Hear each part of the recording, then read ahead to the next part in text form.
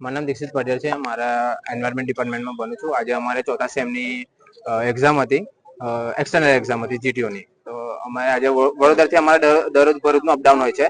તો આજે ટ્રેનની ખામીના કારણે અમારે આવવામાં મોડું થઈ ગયું. એમાં અમુક સાહેબો બી પણ છે, એ બી લેટ આવ્યા. તો અમારે આ મોડું થયું એના માટે અમને પરીક્ષામાં નહીં બેસવા દીધા અને અમારે આ વિષયની પરીક્ષા નહીં આપવા દીધી, એટલે અમારે આવતા સેમમાં ફરી એક્ઝામ આપવાની છે. તો હવે આ અમારે જે આજનો દિવસ બગડ્યો ને અમે 15 થી 20 છોકરાઓ છે, અમે 15 થી 20 છોકરાને બેસવા નહીં દીધા અને સર એવું કે થોડું બી અન્ડરસ્ટેન્ડિંગ નહીં રાખતા ને એમ કે છે કે અમારો રૂલ પ્રમાણે અમે નહીં બેસવા દઈએ એમ કે છે. તો હવે આજનો દિવસ બગડ્યો એનું જવાબદાર કોણ? આ પેપર બગડ્યો એનું જવાબદાર કોણ? અને અડધા જણને બેસવા દીધા છે. 500 જણ જે બી આ છે ને એ લોકોને બેસવા દીધા છે અને એમ કે છે કે 10:40 સુધી તમારે અમે બેસવા દઈએ. તો 10:40 અમે અંદર આવી ગયા હતા તો બી અમને નહીં બેસવા દીધા.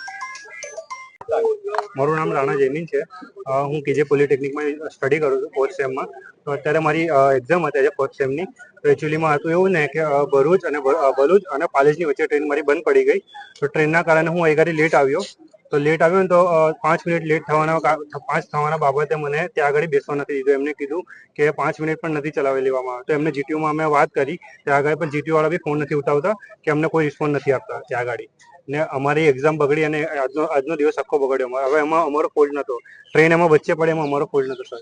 અમે પ્રિન્સિપલને બી રજૂઆત કરી, બધાને રજૂઆત કરી, પણ અમને કોઈ સપોર્ટ નહીં મળ્યો. અને અમને એવું કીધું કે તમે જીટીયુ વાળા વાત કરો, જીટીયુને વાત કરો, એ લોકો વાત કરશે ને ફોન બી નથી ઉઠાવતા એ લોકો.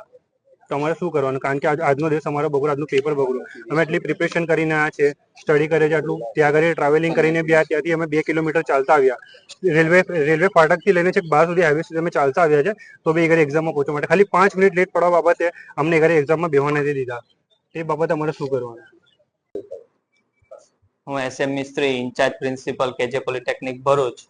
આજરોજ અમુક વિદ્યાર્થીઓ પરીક્ષા કાર્ય માટે નિયત સમય મર્યાદામાં રિપોર્ટિંગ કરવાના સમય બાદ આવતા એમને પરીક્ષામાં નિયમાનુસાર જીટીયુના નિયમાનુસાર બેસવા દેવામાં આવેલ નથી.